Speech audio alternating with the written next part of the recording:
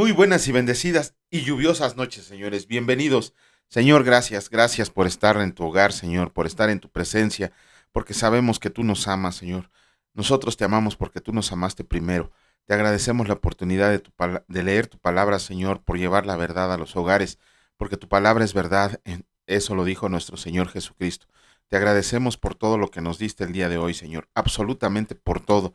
Todas las lecciones, todas las pruebas, todas las tentaciones, toda la provisión diaria de la cual nos llena, Señor, vienen de ti y tú siempre nos das la fuerza para seguir adelante. Te alabamos y te bendecimos en el precioso nombre de tu Hijo Cristo Jesús. Amén. Muy buenas noches, señores, bienvenidos. Ya estamos de nueva cuenta aquí y pues vamos a empezar con la lectura. Ayer terminamos el libro primero de Reyes. ¿Qué vimos? Fue el capítulo 22. ¿Qué vimos en ese capítulo? El cumplimiento de la profecía de Elías. Ese sí era un profeta de verdad, no como los payasos de ahora. Porque en ese capítulo se narra la muerte de Acab. Vemos que, ¿cómo se llama? Que de repente los sirios le volvieron a hacer guerra a Israel. Ajá. Y Ben-Hadad, que era el rey al cual Acab le había perdonado la vida, señaló a Acab como el blanco principal de la guerra. A sus capitanes les dijo: ustedes no peleen con nadie, sino busquen a Acab y mátenlo. Nada más para que vean como las consecuencias de consentir al enemigo. Ahí Acab le había perdonado la vida y Ben-Hadad le respondió con condenarlo a muerte. Ajá, vemos que Acab para esta lucha se unió con el rey Josafat de Judá. Como hemos visto, Judá e Israel siempre habían tenido guerra. No sabemos por qué motivo Josafat se hizo amigo de Acab. Por ahí creo que hay una línea de parentesco, por ahí un matrimonio entre un rey de Israel y un rey de Judá, por el cual hicieron las paces. Creo que sí fue y precisamente fue con una hija de Acab. Bueno, lo vamos a leer en Segundo de Reyes, sí, ya recordé. Ajá, pero vemos que Josafat no tenía nada que hacer porque Josafat era un buen rey. Eh, lo vamos a leer un poquito más adelante, cómo Josafat hizo cosas buenas en Judá. No tenía por qué haberse unido con Acab, que es señalado como el peor de todos los reyes de Israel, el más malvado, el más idólatra. La palabra dice que Acab sacrificó a sus hijos a Moloc. Ajá. Bueno, cuando se reunieron Acab y Josafat, Acab mandó a llamar a los 400 profetas que quedaban después de que Elías echó a más de la mitad allá en el Monte Carmelo, ¿se acuerdan? Cuando lo leímos en el capítulo 18. Entonces llegaron estos 400 profetas y le dijeron a Acab que él iba a salir con la victoria. Por ahí vimos hasta un payaso que traía unos cuernos hechos de hierro y que con eso hacía una representación de cómo Acab iba a acabar con sus enemigos. Ajá. Pero Josafat, que tenía tantita vergüenza, pidió que se presentara delante de ellos un profeta de Dios, y en este caso le tocó al único profeta que estaba ahí en esos momentos, que era Micaías. Y Micaías fue y les dijo, primero le dijo: no, sí, lo que te dicen tus profetas está bien, pero Acab no se la creyó y lo hizo jurar por el Dios viviente que le dijera la verdad. Y Micaías le dijo que iba a ser muerto en esa guerra, ¿no? Que todo Israel iba a correr en desbandada a sus casas porque iban a pelear la guerra. Acab por eso que le dijo, lo condenó a la prisión y que le diera nada más pan y agua para poderlo mantener. De hecho, el cuate que traía los cuernos, Sedaquías, creo que se llamaba, abofeteó al pobre Micaías en la cara, y Micaías también le profetizó que iba a andar corriendo, escondiéndose de casa en casa por todo lo que venía sobre ellos. Vemos que ya en la batalla Acab se disfrazó como un soldado más y el único que traía sus ropas reales era Josafat. Por eso fue confundido. Pero cuando se le fueron encima a Josafat, dice la palabra que él gritó. Y fue un grito de miedo, no fue un grito de victoria o de ataque, no, fue un grito de miedo porque todos se le venían encima. Cuando vieron eso, los capitanes del ejército de Siria se dieron cuenta que no era ¿cómo se llama? Al que andaban buscando a Acab. Entonces Josafat se fue huyendo y la palabra dice que un flechero disparó una flecha con tan buena suerte que se fue a enterrar entre las junturas de la armadura de Josafat. Casi pierde la vida por andarse juntando con quien no debe. Más adelante vemos que a Acab sí lo hirieron y lo sacaron en su carro y fue a parar al estanque de Samaria. Ahí vemos que por la misericordia del Señor, porque cuando fue la primera batalla contra los sirios, Acab le imploró al Señor y el Señor le dio la batalla. Por ese motivo, el Señor en su misericordia le perdonó y permitió que lo enterraran en la sepultura de sus padres. Pero el carro fue lavado en el estanque donde él había asesinado, donde habían asesinado al pobre Nabot a pedradas. Ahí dice la palabra que los perros lamían su sangre. O sea, con eso se cumplió la profecía de Elías Tisbita, en donde le decía que los perros iban a, ¿cómo se llama? A, a lamer su sangre. Aquí lo que tenemos que aprender es a reconocer un verdadero profeta del Señor y a un montón de payasos que no tienen nada que hacer o que son idólatras. Lo mismo pasa en estos días. Hay un montón de hombres que aún, híjole, bueno, sí sé por qué se llaman así, porque lo único que buscan es el interés económico. Un verdadero siervo del Señor jamás se va a andar poniendo autonombres, autonombrándose apóstol, profeta, pastor, todo eso, porque la palabra de Dios no lo señala así. Una cosa muy diferente es servir en el misterio al que fuiste llamado y otra andarte poniéndote nombres, ¿no? Por ahí hubo uno que se enojó porque no le dijeron superapóstol, ¿no? Por coquita cosa se enojó. Bueno, entonces lo que tenemos que empezar a diferenciar es un verdadero profeta del Señor. La profecía está completa, eso lo tienen que comprender. La profecía está completa en la palabra de Dios. Si alguien les profetiza que te va a ir bien, que te vas a ganar la lotería, que vas a ser rico, que vas a ser sanado, lo mejor que pueden hacer es salirse corriendo de ese lugar, porque lo único que están haciendo es quitarle su dinero. Vean ustedes a todos los profetas y qué tipo de ropa usan, qué tipo de carros traen. ¿Por qué? Porque están mercando con la ignorancia de la gente. Si todos nosotros leyéramos la palabra de Dios, nos daríamos cuenta que en realidad todos esos profetas no son más que emisarios de Satanás, que lo único que quieren es robarles el poco dinero que ganamos. Entonces tengan cuidado, cuídense de los falsos profetas y no es que se haya acabado la profecía está, pero nunca, nunca, nunca va a ser para beneficio de un hombre. La profecía siempre va a ser para la gloria de Dios. Esa es la gran diferencia entre los profetas verdaderos del Señor y los profetas payasos de los que estamos llenos hoy en día. Tengan mucho cuidado a quienes están escuchando, porque todo lo que les digan lo deben de contrastar con la palabra del Señor, con la Biblia. Y si no está en la Biblia, yo les recomiendo que se salgan corriendo de ahí o que sigan perdiendo su dinero. Esa es elección suya. En el capítulo 22 del libro primero de Reyes, no se acaba el libro de Reyes. Recuerden que, ¿cómo se llama? Que el libro de Reyes se dividió en dos para poderlo estudiar mejor, pero en realidad en la Biblia hebrea inclusive sigue siendo un solo libro. Por eso no hay introducción al segundo libro de Reyes, porque es lo mismito que vamos a ver, sigue la transición de Reyes en Reyes. De hecho, vemos en el capítulo 22 que después de que Acab fue muerto, surgió en su lugar Ocosías como rey de Israel, que solamente duró en el reino 2 años. Pero no se acaba ahí, continúa con la línea. Por eso vamos a comenzar directamente con la lectura del primer capítulo del libro segundo de Reyes, y escrito está: muerte de Ocosías. Después de la muerte de Acab, se rebeló Moab contra Israel, y Ocosías cayó por la ventana de una sala de la casa que tenía en Samaria, y estando enfermo, envió mensajeros y les dijo: vayan y consulten a Baal Zebub, dios de Ecrón, si he de sanar de esta mi enfermedad. Entonces el ángel del Señor habló a Elías Tisbita diciendo: levántate y sube a encontrarte con los mensajeros del rey de Samaria, y diles: ¿no hay Dios en Israel que vayas a consultar a Baal Zebub, dios de Ecrón? Por tanto, así ha dicho el Señor: del lecho en que estás no te levantarás, sino que ciertamente morirás. Y Elías se fue. Cuando los mensajeros se volvieron al rey, él les dijo: ¿por qué se han vuelto? Ellos le respondieron: encontramos a un varón que nos dijo: vayan y vuélvanse al rey que los envió, y díganle: así ha dicho el Señor: ¿no hay Dios en Israel que tú envías a consultar a Baal Zebub, dios de Ecrón? Por tanto, del lecho en que estás no te levantarás, de cierto morirás. Entonces él les dijo: ¿cómo era aquel varón que encontraron? Y les dijo tales palabras. Y ellos le respondieron: un varón que tenía un vestido de pelo y ceñía sus lomos con un cinturón de cuero. Entonces él dijo: es Elías Tisbita. Luego envió a él un capitán de 50 con sus 50, el cual subió a donde él estaba.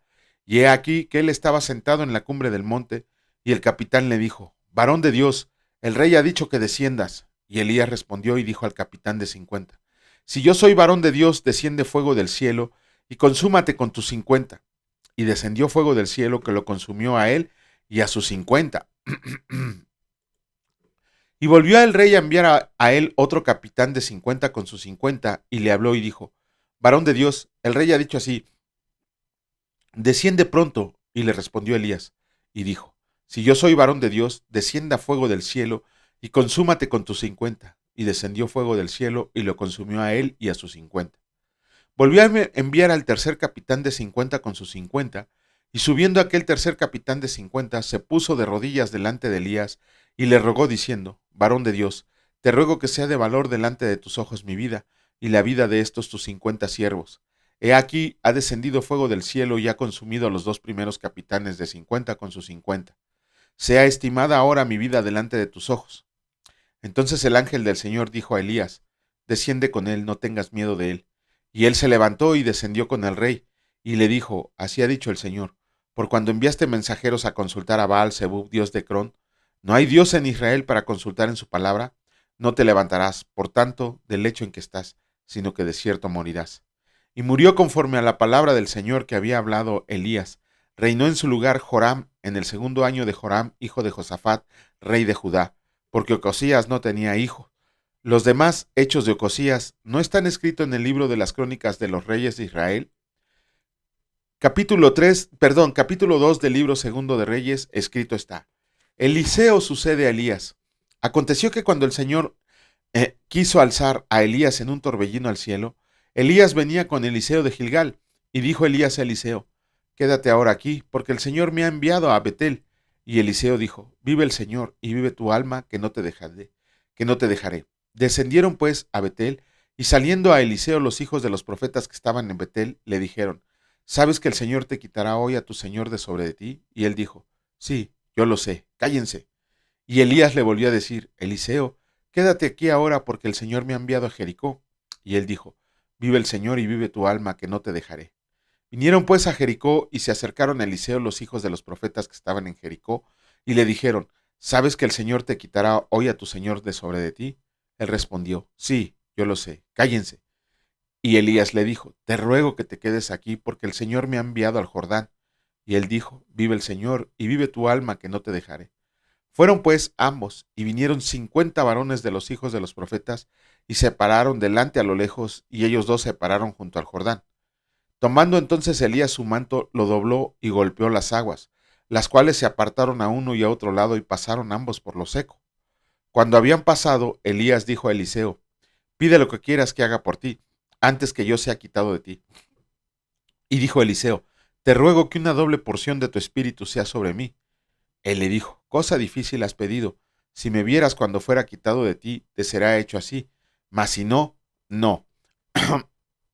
Y aconteció que yendo ellos hablando, he aquí un carro de fuego con caballos de fuego, apartó a los dos, y Elías subió al cielo con un torbellino. Viéndole Eliseo, clamaba, Padre mío, carro de Israel y su gente de a caballo.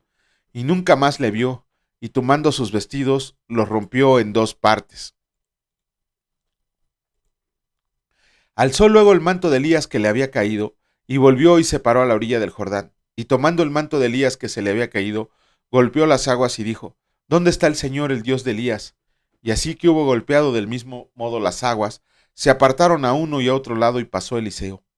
Viéndole los hijos de los profetas que estaban en Jericó al otro lado, dijeron, el espíritu de Elías reposó sobre Eliseo. Y vinieron a recibirle y se postraron delante de él, y dijeron, he aquí hay con tus siervos 50 varones fuertes. Vayan ahora y busquen a tu Señor. Quizá lo ha levantado el Espíritu del Señor y lo ha echado en algún monte o en algún valle. Y él les dijo, no envíen. Mas ellos le importunaron hasta que avergonzándose dijo, envíen entonces. Ellos enviaron 50 hombres, los cuales lo buscaron 3 días, mas no lo hallaron. Y cuando volvieron a Eliseo, que se había quedado en Jericó, él les dijo, ¿no les dije yo que no fueran? Y los hombres de la ciudad dijeron a Eliseo, he aquí el lugar donde está colocada esta ciudad es bueno como mi señor ve, mas las aguas son malas y la tierra es estéril. Entonces él dijo, tráiganme una vasija nueva y pongan en ella sal. Y se la trajeron. Y saliendo él a los manantiales de las aguas, echó dentro la sal y dijo, así ha dicho el Señor, yo sané estas aguas, y no habrá más en ellas muerte ni enfermedad. y fueron sanas las aguas hasta hoy conforme a la palabra que habló Eliseo.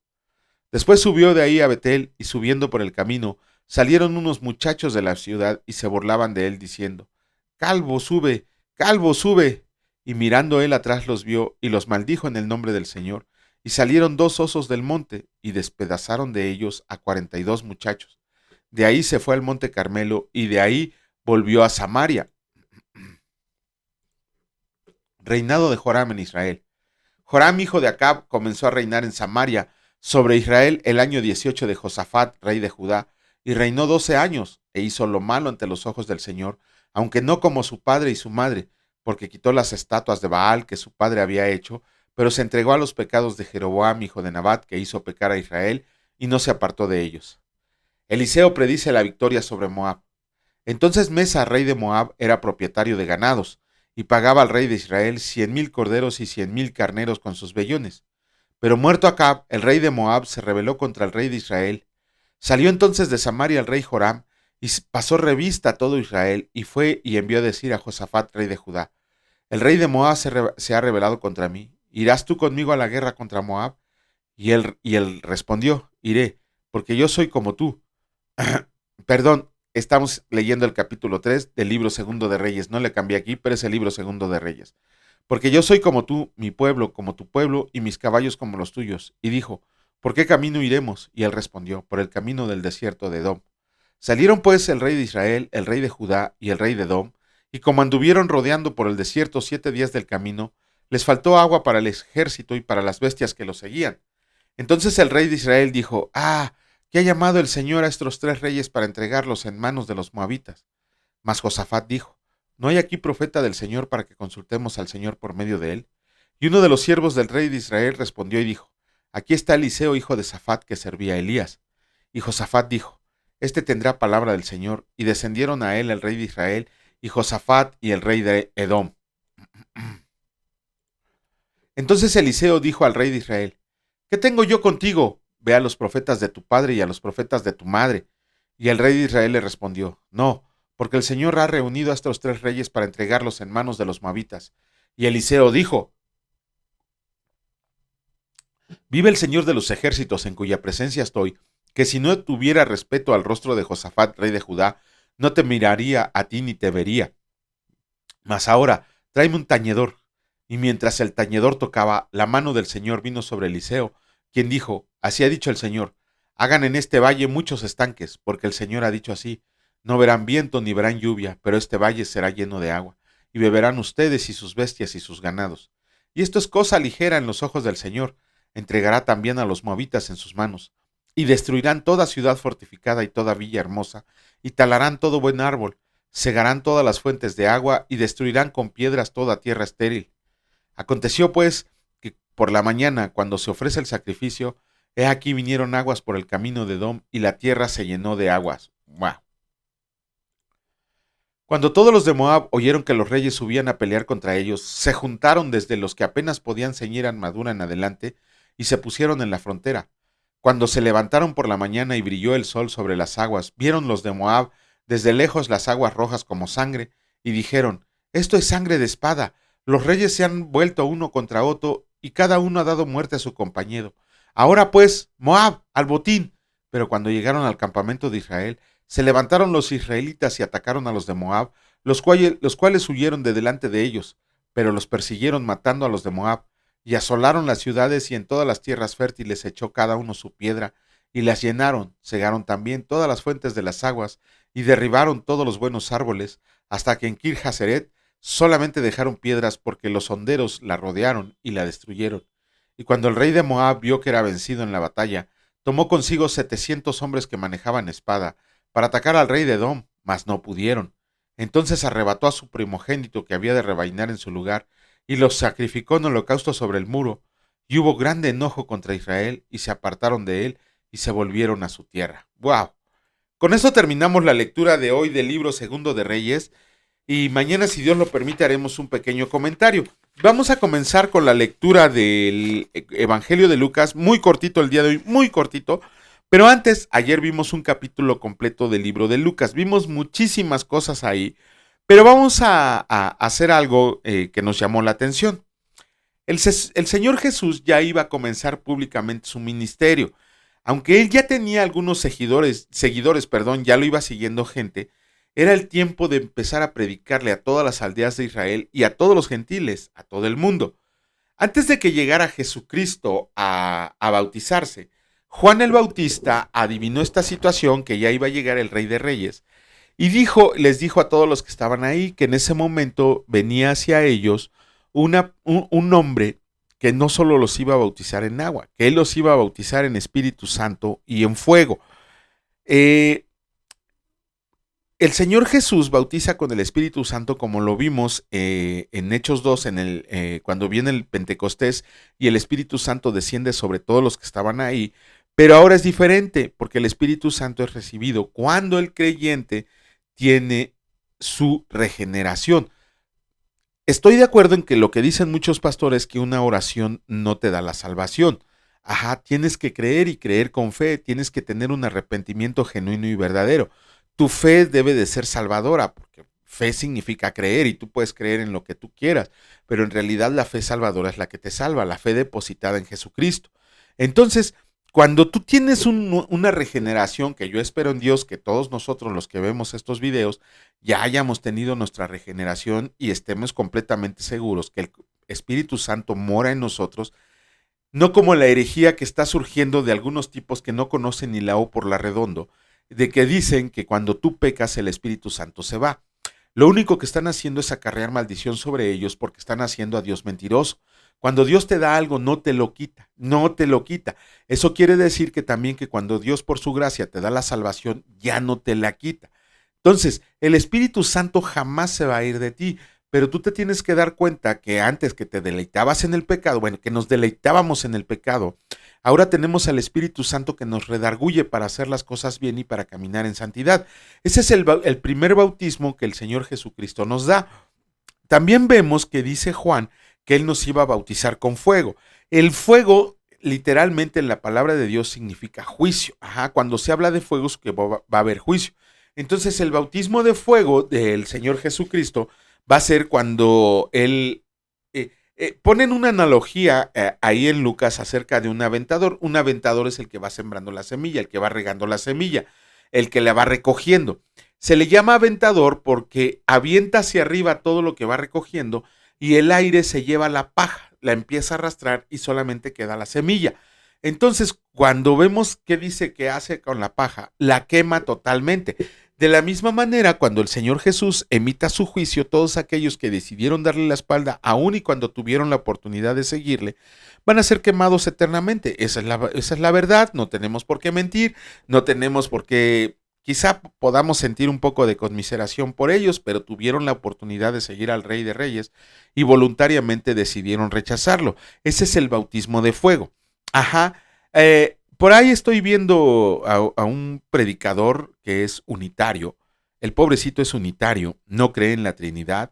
Y él dice que para salvación, bueno, hay muchos pastores que aunque no sean unitarios, que dicen que el bautismo de agua es que dicen que el bautismo, así lo dicen, que el bautismo es necesario para salvación. Obviamente acabas con su doctrina y con su argumento cuando les dices que a cuál de los 7 bautismos se refiere que están mencionados en la palabra del Señor. Y se quedan así, ¿cómo que 7 bautismos? Solo es un bautismo de agua. Entonces ahí evidencian su ignorancia porque no saben que hay 7 bautismos en la palabra de Dios, pero ellos dicen que el bautismo es necesario para salvación. Pregúntales, ¿y cuál de los 7 bautismos es necesario para salvación? Ni siquiera saben que existen 7 bautismos en la palabra de Dios. Ajá, y ellos piensan que solamente existe el bautismo de agua. De hecho, aquí vimos 2, el bautismo del Espíritu Santo y el bautismo de fuego. Faltan otros 4. Si ustedes no los conocen, con todo el gusto del mundo, mándenos sus preguntas y les decimos en dónde están y qué tipo de bautizos son. En Lucas hay un detalle que no se registra en ningún otro evangelio, que cuando el Señor Jesucristo iba a ser bautizado, estaba orando. Cuando vayamos avanzando en la lectura del Evangelio de Lucas, nos vamos a dar cuenta que el Señor Jesús era un hombre de oración, y no un hombre de oración en la mañana, no un hombre de oración el domingo, no, era un hombre de oración en todo momento. En todo momento Jesucristo estaba orando. Nuestro Salvador nos dejó esa gran lección. En todo momento nuestro Señor se encontraba orándole al Padre. Ajá, eso es algo que lo vamos a denotar aquí en el Evangelio de Lucas. También vemos la aparición de la Trinidad. Para desgracia de los unitarios, vemos que aquí la Trinidad aparece.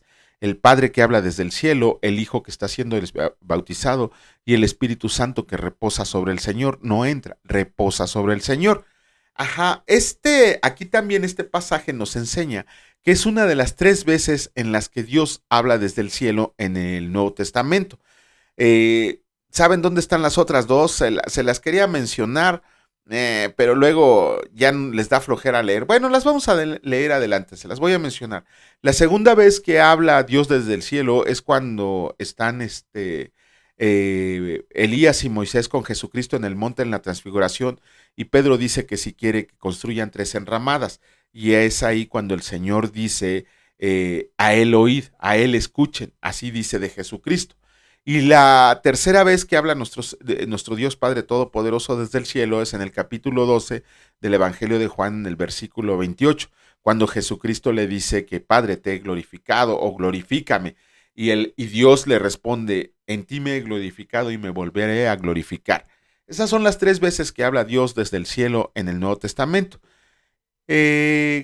Bueno, ya como les decía, si ustedes quieren saber cuáles son los 7 bautismos de los que habla la palabra de Dios, y no es doctrina, no es mentira, están insertos en la palabra de Dios, pero no los conocen. Entonces, pues si quieren ustedes, con todo el gusto del mundo, les decimos dónde se encuentran.